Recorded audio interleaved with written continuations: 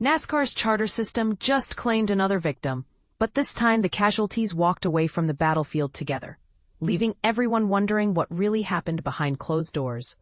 The high-stakes legal battle between Legacy Motor Club and Ware Racing has officially come to an end, but the resolution raises more questions than it answers about the murky world of NASCAR's charter trading system. After months of lawsuits, countersuits, and public disputes, both organizations announced they've reached a confidential settlement that will see a charter transfer from Ware Racing to Legacy Motor Club. But here's where it gets controversial. The terms of this deal are being kept completely under wraps, leaving fans and industry insiders to speculate about who really won this corporate chess match. Ware broke the silence with his own statement, revealing that he personally sat down with Jimmie Johnson and Cal Wells to hash out the agreement. "We've successfully negotiated the sale and transfer of one charter from Ware Racing to Legacy Motor Club," Ware explained.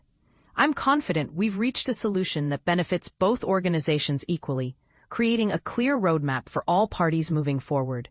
Now we can channel our complete attention toward making the remainder of the 2025 season as successful as possible." The drama originally began when Legacy Motor Club set their sights on expanding their operation from 2 cars to 3, requiring them to secure an additional charter.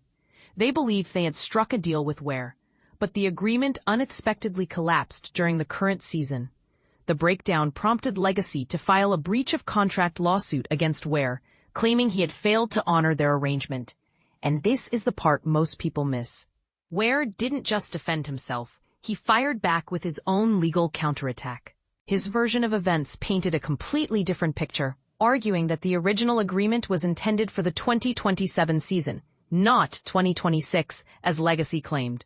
But the plot thickened even further when Ware launched a counter-lawsuit, alleging that there was fundamental disagreement about which specific charter was actually up for sale.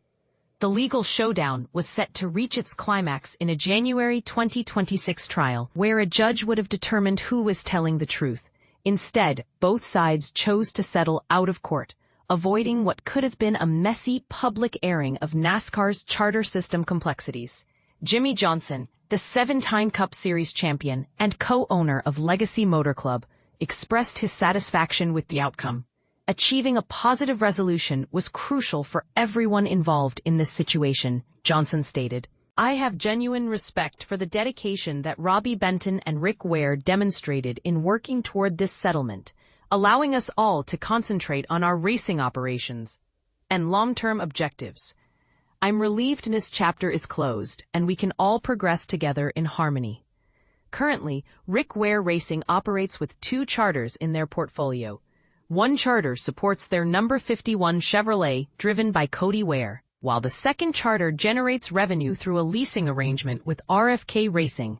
Here's what nobody's talking about. This settlement might seem like a win-win situation on the surface, but it highlights the fundamental problems with NASCAR's charter system. When established teams can afford to engage in lengthy legal battles over these valuable racing permits, while smaller operations struggle to even obtain one, is the system really working as intended? The confidential nature of this deal also raises eyebrows.